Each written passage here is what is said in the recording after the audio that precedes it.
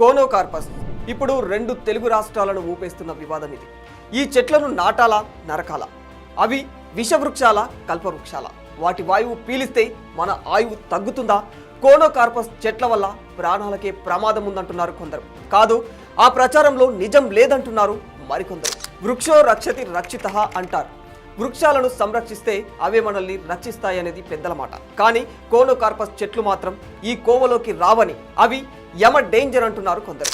పచ్చదనం, అందం కోసం రోడ్ల పక్కన, రోడ్ల మధ్యలో నాటే ఈ మొక్కలను తెలంగాణ, ఏపీ, తమిళనాడు, గుజరాత్ రాష్ట్రాలు నిషేధించాయి. అసలు కోనోకార్పస్ చెట్ల వల్ల ఎలాంటి నష్టము లేదు, వీటి వల్ల ఉపయోగాలు ఎక్కువ అని చెప్పే ఆ ప్రయోజనాలు ఏమిటి? అలాగే కోనోకార్పస్ చెట్లను వ్యతిరేకిస్తున్న వాళ్ళ వాదన ఏమిటి? ఎందుకు వీటిపై ఇంత వివాదం కొనసాగుతోంది? ఇది పర్యావరణానికి పర్ఫెక్ట్ కాదు అన్నట్లయితే ఈ కోనోకార్పస్ చెట్టు వెనుక దాగిన చీకటి కోణాన్ని అధికారులు అప్పుడే ఎందుకు గుర్తించలేకపోయారు అనే విషయాలన్నీ ఈ వీడియోలో క్లియర్గా తెలుసుకునే ప్రయత్నం చేద్దాం. ఇక మ్యాటర్లోకి వెళితే, కోనోకార్పస్, దీన్ని బటన్ వుడ్ లేదా మాంగ్రోవ్ మొక్క అని కూడా పిలుస్తారు. ఈ చెట్టు ఉష్ణమండల తీర ప్రాంతాలలో ఎక్కువగా పెరుగుతోంది. దీని ఆకర్షణీయమైన పచ్చటి ఆకులు, శంకు ఆకారంలో ఉండే ఫలాలు, వేగంగా పెరిగే స్వభావం వల్ల ఇది నగరాల సుందరీకరణకు అద్భుతంగా ఆదర్శంగా కనిపించింది. దీంతో భారత్, పాకిస్తాన్, అరబ్ దేశాలు మధ్యప్రాచ్యంలో రోడ్డు డివైడర్లలో, పార్కుల్లో, రియల్ ఎస్టేట్ వెంచర్లలో ఈ చెట్లను విచ్చలవిడిగా ఎక్కడ పడితే అక్కడ నాటేశారు. తెలంగాణ హరితహారం కార్యక్రమంలో భాగంగా హైదరాబాద్లో జిహెచ్ఎంసీ పరిధిలో కూడా ఈ చెట్లు పెద్ద మొత్తంలో నాటారు. అసలు కోనోకార్పస్ చెట్లు ఎందుకు అంత ఆదరణ పొందాయో అర్థం కావాలంటే మనం కాస్త డెప్త్గా మాట్లాడుకోవాల్సిందే. వాస్తవానికి ఈ చెట్లు కొన్ని వారాల్లోనే ఏపుగా పెరుగుతాయి.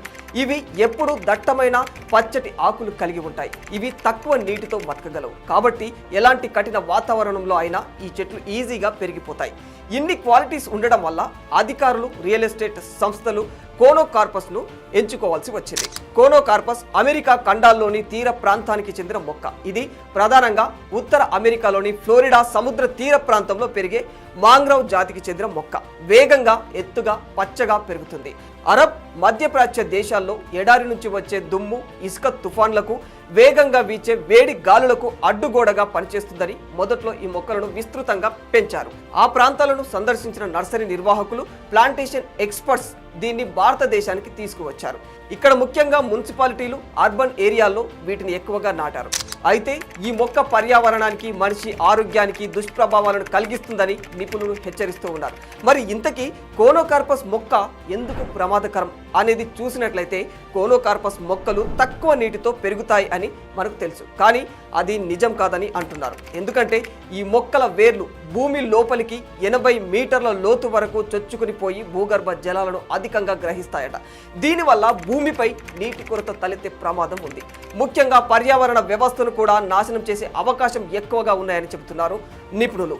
ఎలా అంటే, ఈ మొక్క స్థానిక జాతులైన గడ్డి, కలుపు మొక్కలు, ఇంకా ఇతర వృక్షాల పెరుగుదలను అణచివేస్తుంది. దీనివల్ల జీవ వైవిధ్యం క్షీణించే ప్రమాదం ఉంది. ముందుగా కోనోకార్పస్ వల్ల కలిగే నష్టాలు చూద్దాం. ఈ మొక్కలకుండే ప్రకృతి విరుద్ధ లక్షణాల వల్ల పక్షులు ఈ చెట్లపై గూళ్లను కట్టవు. సీతాకోక చిలుకలు ఈ చెట్లకు పూసిన పువ్వుల పుప్పొడిపై వాలవు. ఏ జంతువు దీని ఆకులను తినవు. ఫలితంగా ఈ మొక్క పర్యావరణ వ్యవస్థలో జీవరాశులకు ఎటువంటి ఉపయోగం లేకుండా పోతుంది. కోనోకార్పస్ మొక్కలు సంవత్సరానికి 2 సార్లు పరాగ సంపర్కం చేస్తాయి. దీనివల్ల విడుదలయ్యే పుప్పొడి గాలిలో కలిసి దగ్గు, జలుబు, ఆస్తమా, శ్వాసకోశ సమస్యలు, చర్మ అలర్జీలను కలిగిస్తూ ఉంటుంది.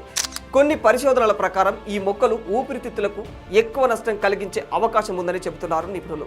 ఇంకొక విషయం ఏమిటంటే, వీటి వేర్లు చాలా బలంగా, లోతుగా భూమిలోకి చొచ్చుకునిపోతాయి. ఫలితంగా భూగర్భ డ్రైనేజీ పైపులు, మంచినీటి లైన్లు, కమ్యూనికేషన్ కేబుల్స్, ఇంకా రోడ్లను ధ్వంసం చేస్తాయి. ఇవి దీనివల్ల మున్సిపాలిటీలకు లక్షల రూపాయల నష్టం వాటిల్లే ప్రమాదం ఉంది.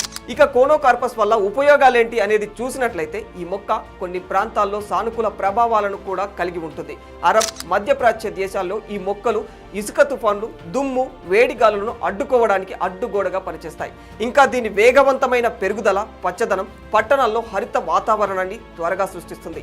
ఇతర మొక్కలలాగే కోనోకార్పస్ అనేది కూడా కార్బన్ డైఆక్సైడ్ను గ్రహించి ఆక్సిజన్ను విడుదల చేస్తుంది. కొన్ని పరిశోధనల ప్రకారం అయితే ఈ మొక్క ఇతర మొక్కల కంటే ఎక్కువ ఆక్సిజన్ ఉత్పత్తి చేస్తుందని కొందరు వాదిస్తూ ఉన్నారు. కానీ ఈ వాదనలపై శాస్త్రీయంగా స్పష్టత అయితే లేదు. అయితే ఈ మొక్క ఇచ్చే ప్రయోజనాలు దీని దుష్ప్రభావాలతో పోలిస్తే మాత్రం చాలా అంటే చాలా తక్కువ అని చెప్పుకోవచ్చు. అందువల్ల తెలంగాణ ప్రభుత్వం, ఆంధ్రప్రదేశ్, గుజరాత్, అరబ్ దేశాలు ఈ మొక్కలను పెంపడం అనేది ఆపివేశాయి. కోనోకార్పస్ మొక్క మంచిది చెడుది అనేది పక్కన పెడితే ఈ మొక్క మన స్థానిక మొక్కలతో పోలిస్తే ఏ రకంగా కూడా ప్రత్యేకమైన గుణాలను కలిగి లేదు. కొద్దో గొప్ప ఇక్కడి స్థానిక మొక్కలే మనిషికి, ఇతర జీవరాశికి ఉపయోగపడేలా స్వచ్ఛమైన గాలిని, దట్టమైన నీడను, ఔషధ గుణాలను కలిగి ఉన్నాయి. ఇంకా స్థానిక మొక్కలు పర్యావరణ సమతుల్యతను కాపాడటంలో కూడా ఎంతో ప్రత్యేకమైనవిగా సపరేట్గా మీకు చెప్పనక్కర్లేదు.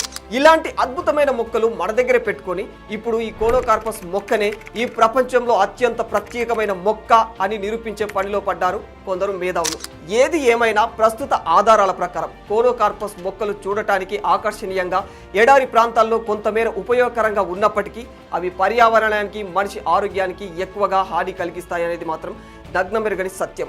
ఇవి స్థానిక మొక్కలు జీవరాశులపై ప్రతికూల ప్రభావం చూపడం వల్ల పర్యావరణ సమతుల్యత దెబ్బతింటుంది. అధిక నీటి వినియోగం వల్ల నీటి కొరత ప్రమాదం పెరుగుతుంది. పుప్పొడుల వల్ల మానవులకు శ్వాస, చర్మ సంబంధిత వ్యాధులు తలెత్తే అవకాశాలు ఉన్నాయి.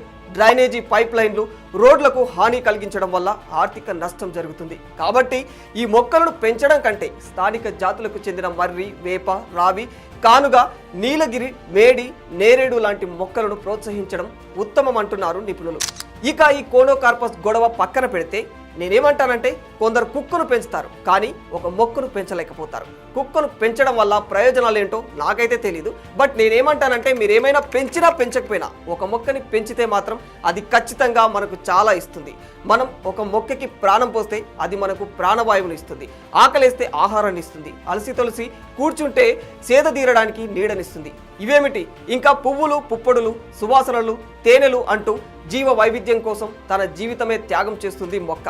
మన కోసం ఇన్ని చేసే మొక్కకు మనం మొక్కకపోయినా పర్వాలేదు, కానీ మన లైఫ్లో జరిగే ప్రతి మంచి పనికి ఒక మొక్కను నాటుదాం. అదే మన లైఫ్లో అతి గొప్ప పని అవుతుంది. For more videos like this, subscribe Big TV channel.